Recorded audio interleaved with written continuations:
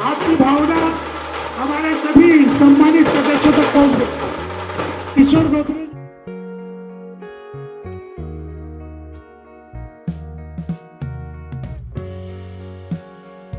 शहीद दिवस की पूर्व संध्या पर जीवन ज्योति प्रतिष्ठान व जनशक्ति फाउंडेशन द्वारा आयोजित एक शाम शहीदों के नाम।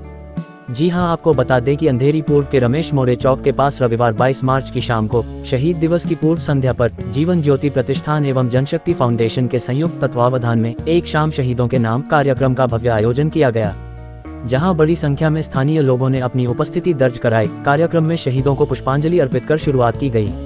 इस आयोजन का उद्देश्य देश के लिए अपने प्राणों की आहुति देने वाले वीर शहीदों को श्रद्धांजलि अर्पित करना और उनके बलिदान को याद करना है। इस कार्यक्रम का ताना बाना जय सिंह और उनकी टीम द्वारा तैयार किया गया था, जहां इस मौके पर कई गणमान्य अतिथियों का आगमन हुआ। मुख्य अतिथियों में विधायक श्री मुरजी पटेल काका, IRS अधिकारी श्री समीर वानखेड़े और आजाद हॉकी यूनियन के संस्थापक अध्यक्ष श्री दयाशंकर सिंह सहित बड़ी संख्या में वरिष्ठ पत्रकार, समाजसेवी शामिल हुए। मंच पर सभी गणमान्य अतिथियों का स्वागत सत्कार किया गया। कार्यक्रम में मुंबई कर गौरव सम्मान के तहत विभिन्न क्षेत्रों में उत्कृष्ट योगदान देने वाले व्यक्तियों को सम्मानित भी किया गया। साथ ही विशेष आकर्षण के रूप में वीर काव्य पाठ का आयोजन हुआ, जिसमें प्रसिद्ध कवि और कलाकारों ने अपनी प्रस्तुति दी, जो इस देशभक्ति से ओतप्रोत आयोजन को व्यापक रूप से जन जन तक पहुंचाने में महत्वपूर्ण भूमिका निभाते हैं। आयोजकों का कहना है कि यह कार्यक्रम देशभक्ति की भावना को जागृत करने और समाज को शहीदों के बलिदान के प्रति जागरूक करने का एक प्रयास है।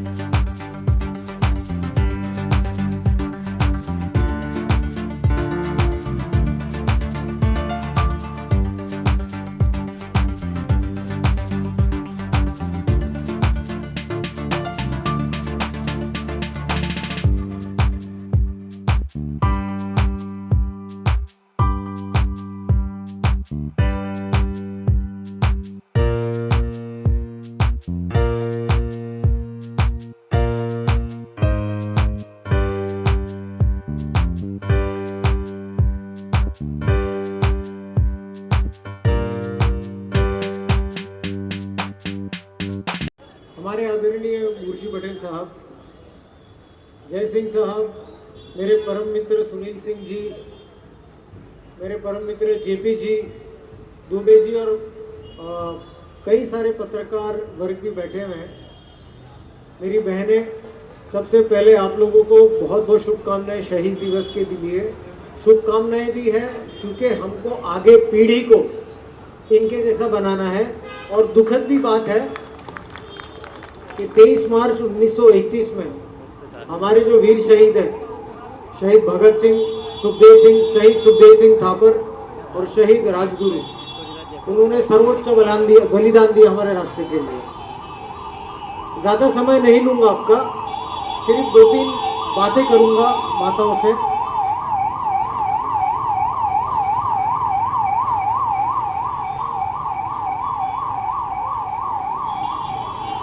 आज का दिन 23 मार्च, ये सिर्फ हमारे वीर शहीदों के लिए, हमारे जो 3 वीर शहीद, उनके अलावा भी जो बाकी के भी हमारे राष्ट्र में जो शहीदों ने जान दिया है, बहुत शहीद है, बहुत सर्वोच्च रीति में शहीद अपनी जान का बलिदान दिया है। आज के ज़माने में अगर हम देखेंगे, captain Vikram Batra, captain Vikram Nayyar, major Unni Krishnan, उनको भी याद करने का समय है। पुराने ज़माने में आज़ादी के पहले जो हमारे राष्ट्र के पहले हमारे जो सबसे बड़े शत्रु थे, हमारे शहीदों के सबसे बड़े शत्रु थे, वो थे ब्रिटिश, वो थे विदेशी लोग। लेकिन आज के समय में राष्ट्र का बहुत बड़ा एक शत्रु है, वो एक व्यक्ति नहीं है, उसे कहते हैं ड्रग्स, उसे कहते हैं नशा। जब भी हमारे माननीय प्रधानमंत्री जी, हमारे माननीय गृह मंत्री जी जब भी बात करते हैं तो उसमें ड्रग्स के बारे में काफ़ी गंभीरता से बात करते हैं। तो आज का जो समय है और आज का वक्त है, मैंने जय सिंह जी से ये भी निवेदन किया था कि माताओं से मैं ड्रग्स के बारे में कुछ बात करना चाहूँगा। पटेल साहब, हमारे एरिया में जब भी मैं एनसीबी में कार्यरत था, इस इलाके में अंधेरी, मरोल, साकीनाका, लोखंडवाला, सबर्बन मुंबई में बहुत हमने कार्रवाई की थी ड्रग्स की। और आज के समय कौन से सबसे ज़्यादा महत्वपूर्ण ड्रग्स है जो हमारे पीढ़ी को बर्बाद कर रहे हैं, हमारे जो युवक सेवक कर रहे हैं? ड्रग्स जैसे एमडी, मेफेड्रोन, ड्रग्स जैसे गांजा, ड्रग्स जैसे हीरोइन, एलएसडी, मेटाम्फेटामाइन, ये सब बहुत गंदे प्रकार के ड्रग्स हैं जो हमारे एरिया में प्रचलित है और इसे हमारे युवक धड़ल्ले से सेवन कर रहे हैं। स्कूल, कॉलेजेस और भी बहुत सारे प्रकार के ड्रग्स हैं जो मेडिकल स्टोर में भी इजीली अवेलेबल होते हैं, जिन्हें एनआरएक्स ड्रग्स कहते हैं, जैसे कि कफ सिरप, बटन, जो डुअल एंड ड्रग होते हैं, ये भी काफ़ी बच्चों को इजी प्रमाण में मिल जाते हैं। देखिए, शराब पीना, सिगरेट पीना, ये भी एक अलग प्रकार का नशा है जो बहुत गंदा प्रकार का नशा होता है। लेकिन ड्रग्स एक अलग लेवल पे, एक अलग चरम पे है। क्यों मैं कहता हूँ? क्योंकि ये जो ड्रग्स से जो बच्चे अपने माँ बाप से पैसे लेते हैं, जो पॉकेट मनी लेते हैं अपने माँ बाप से, जो हमारे जो मेहनत से की कमाए हुए पैसे होते हैं, यही पैसे ड्रग पेडलर के पास में जाता है, यही पैसे फिर सप्लायर के पास में जाता है और यही पैसे हमारे देश के बाहर हमारे जो शत्रु राष्ट्र हैं उनके पास में जाता है और वही पैसे से हमारे देश में आतंकवादी गतिविधियाँ होती हैं, बॉम्ब ब्लास्ट होते हैं, टेररिज्म इंसिडेंसेस होते हैं, हमारे पुलिस पे, आर्मी पे, नेवी पे अटैक होता है, जिसे कहते हैं नार्को टेररिज्म। तो ये एक बहुत ही अलग प्रकार का एक नशा है, अलग प्रकार का ये एक दुश्मन है हमारे सामने। ड्रग से तो हमारे शरीर को नुकसान होता ही है, लेकिन हमारे राष्ट्र को भी नुकसान होता है। ये फर्क है सिगरेट, दारू में और ड्रग्स में। तो मुझे सिर्फ आप लोगों से यही निवेदन है कि जब भी आप कोई भी ड्रग रिलेटेड गतिविधियां देखते हैं, नशे की गतिविधियां देखते हैं, तो तुरंत पुलिस को इत्तला कीजिए। पुलिस का हेल्पलाइन आप सबको पता है, 112 है। ड्रग रिलेटेड एक्टिविटी अगर कुछ भी होती है तो 1933 ये एक नंबर है जो सिर्फ ड्रग्स के लिए है। माननीय गृह मंत्री जी ने इसे ओपन किया है। अन्यथा अगर आपको फिर भी लगता है कि निवारण नहीं हो रहा है, तो पटेल साहब जैसे काफ़ी एक्टिव आपके लोकल प्रतिनिधि हैं, ये भी काफ़ी एक्टिव हैं, तो आप इनको भी अप्रोच कर सकते हैं। कहने का तात्पर्य ये है कि हम नशे को या ड्रग्स को टॉलरेट ना करें, उसको फ्रंट फुट पे, जो मैं कहता हूँ इंग्लिश में, क्रिकेट की लैंग्वेज में, इसके विरुद्ध में फ्रंट फुट पे आपको खेलना है और इसे टॉलरेट नहीं करना है। अंत में एक फाइनल बात आपसे बात करना चाहूँगा मैं। आज चूँकि हमारा शहीद दिवस है, हमारे राष्ट्र में आज जो युवक पीढ़ी है, कहीं ना कहीं मुझे लगता है कि युवक के मन में कुछ कंफ्यूजन है। नायक का मतलब क्या होता है? नायक यानी हम जिसे हीरो कहते हैं, कहीं ना कहीं कुछ दुविधा है हमारे मनों में, बच्चों के मनों में। इंग्लिश में उसे कहते हैं रियल हीरोज।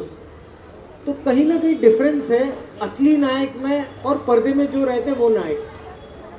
हमारे युवक आज जो रियल हीरोज होते हैं, जो पर्दे पे दिखते हैं, उनको ज़्यादा फॉलो करते हैं, ना कि रियल हीरोज को। रियल हीरोज का मतलब क्या होता है? रियल हीरोज का मतलब होता है शहीद भगत सिंह। रियल हीरोज का मतलब होता है सुखदेव सिंह थापर। रियल हीरोज का मतलब होता है राजगुरु।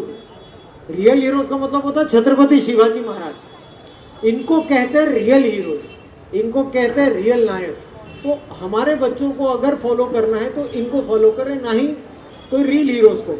अभी हमारे बुंदेली जी ने, डॉक्टर बुंदेलाल जी ने जो पहले कविताएं सुनाई, मेरा तो मन कर रहा था कि मैं पूरी रात उनको सुनूं और सुनूं मैं इनके बारे में, छत्रसाल महाराज छत्रसाल के बारे में ये कह रहे थे। तो अगर शायद आप लोगों को बताएं कि राजा छत्रसाल जी ने बाजी प्रभु के साथ में, हमारे जो वीर बाजी प्रभु आए थे पेशवा, तो उनके साथ में कैसी लड़ाई लड़ी थी महबूब खान के विरुद्ध में, तो वो भी हमारे बच्चों को बताएं। मैं आपसे अंत में एक और बात कहना चाहूँगा कि जब कठिन परिस्थिति आती है, विपरीत परिस्थिति आती है, मैंने बहुत कठिन परिस्थिति मेरे आयुष्य में देखा है, 20 साल के सर्विस में देखा है। नशे के खिलाफ जब मैंने लड़ाई की तो बहुत सारे आरोप प्रति आरोप, बहुत सारे लोग हर दिन 2-2 3-3 प्रेस कॉन्फ्रेंसेस मेरे खिलाफ करते थे। तो विपरीत परिस्थिति मैंने सामना किया है। तो इसका सामना मैंने कैसे किया? जब मैं छत्रपति शिवाजी महाराज के बारे में सिर्फ 2 मिनट सोचूं, शहीद भगत सिंह के बारे में 2 मिनट सोचूं, तो सब भय, सब संकट 2 मिनट में लिप्त हो जाता, 2 मिनट में गायब हो जाता था। तो आज हमें इन ऐसे आदर्शों की जरूरत है, ऐसे नायकों की जरूरत है। तो कृपया करके आपके बच्चों को इनके बारे में बताएं, दिन में 5 मिनट आपके बारे में बताएं, तो आप देखिए हमारा राष्ट्र कितना भक्कम और मजबूत होता है। ज्यादा समय नहीं लूंगा। आज के दिन चिंतन करें और हमारे देश में जो लोगों ने जान दिए, जान की आहुति दिए, उनके बारे में सोचिए, उनका सम्मान कीजिए, उनके विचारों का प्रचार और प्रसार कीजिए। वंदे मातरम, जय हिंद। भारत माता की। आज की पूर्व संध्या यानी बहुत बड़ा दिन है आज, और मैं आपको बताऊं कि जय सिंह और जय हो फाउंडेशन पिछले कई सालों से ये प्रोग्राम कर रहे हैं, यहीं पर रमेश मोरे चौक पर और अलग अलग जगहों पर भी करते रहे। देशभक्ति की जो भावना है, मैं अपने हर संवाद में जय हिंद शब्द का प्रयोग करता हूं बचपन से, और जब भी किसी से मिलता हूं मैं उनको सिर्फ ये कहता हूं जय हिंद। इसके पीछे शायद ये फाउंडेशन एक वजह बना आज करीब 15-20 सालों से। जब भी यहाँ पर आते हैं एक देशभक्ति की भावना हमारे मन में आती है। 3 युवकों ने, जिनकी उम्र 20s में थी, उन 3 युवकों ने अंग्रेजों के खिलाफ गरम दल, जो उस समय 2 दल थे, नरम दल और गरम दल, तो गरम दल का एक ऐसा नायाब तोहफा देश को दिया। उसके बाद देश में हजारों युवकों का खून खौल उठा कि फांसी पे चढ़ने के पहले अगर 3 युवक गाना गाते हैं देशभक्ति का कि रंग दे बसंती चोला, 3 युवक अपने गले में नारंगी रंग का, केसरिया रंग का मफलर बांधते हैं और हंसते हंसते फांसी पे चढ़ जाते हैं। इससे बड़ी कुर्बानी, इससे बड़ा बलिदान कौन देगा? इससे बड़ा बलिदान शायद इस दुनिया में नहीं हो सकता। और यही वजह है कि इस ऐसे कार्यक्रमों से प्रेरणा लेकर मैंने मेरे रिपोर्टिंग करियर में, मेरे जर्नलिज्म करियर में भी उस चीज को आत्मसात करने का प्रयास किया। माझे मित्र जयसिंग हा गेल्या कित्येक वर्षापासून अंधेरी पूर्व विभागात शहीद दिवसचा कार्यक्रम करत असतात। मी मनापासून त्यांना शुभेच्छा देतो की असं चांगला कार्यक्रम, शहीदांची आठवण आपल्या सगळ्यांमध्ये राहावी, पुढच्या पिढीमध्ये राहायला पाहिजे, त्याच्यासाठी ते धडत असतात।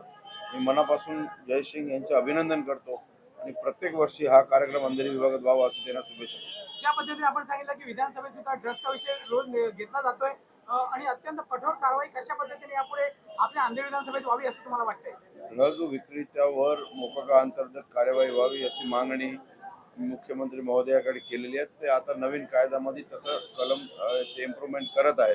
काही दिवसात तुम्हाला दिसेल ड्रग्स मुक्त अंधेरी करण्याचं आम्ही धोरण घेतलेलं आहे। गेल्या काही दिवसाआधी डीसीपी साहेबांची मीटिंग झाली, सगळे सिनियर होते, त्याच्यावर कार्यवाही सुरू केलेली आहे।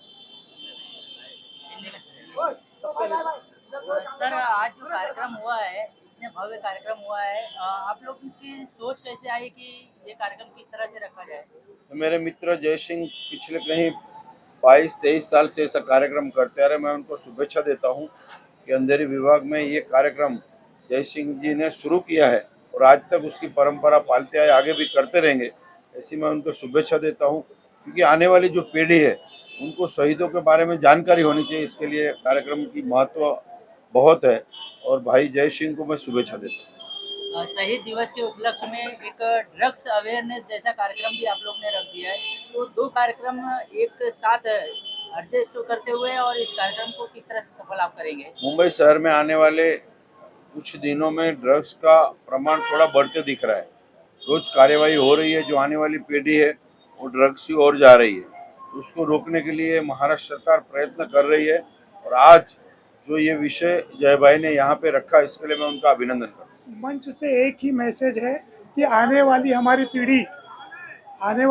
पीढ़ी ये ना समझे कि हम जो है, आने वाली पीढ़ी जो जब हम पूछे कि भगत सिंह कौन थे, तो बोले कि अरे भगत सिंह तो सनी देओल था। तो हम आने वाली पीढ़ी को ये बताना चाहते हैं कि नहीं, भगत सिंह सनी देओल फिल्म में थे, लेकिन भगत सिंह वाकई में हमारे रियल हीरो हैं, हमारे आइडियल हैं, जिन्होंने इस देश को आज़ादी दी और बहुत कम उम्र में उन्होंने अपने प्राणों की आहुति दी। यहाँ पे तमाम गेस्ट आए, तमाम मुद्दों पे बात की, चाहे वो समीर वानखेड़े की बात करें, मूर्ति बदल की बात करें, तमाम आपके पत्रकार बंधु आए, तो क्या कुछ उन्होंने बताया और उनके माध्यम से क्या कुछ? देखिए, पत्रकार माध्यम तो हमेशा मेरे साथ रहे हैं, लेकिन पहली बार मुझे अशोक पांडे जी, रुपेश दांडेकर जी, किशोर धोत्रे जी और दशरथ सावंत जी के रूप में एक ऐसी टीम मिली है जो इस उद्देश्य को, इस दिशा को संध्या की बेला तक पहुंचाने की पूरी कोशिश कर रहे हैं कि हमारे आने वाली पीढ़ी उस चीज को भूले नहीं कि हमारे देश के लिए जिन्होंने आहुति दी।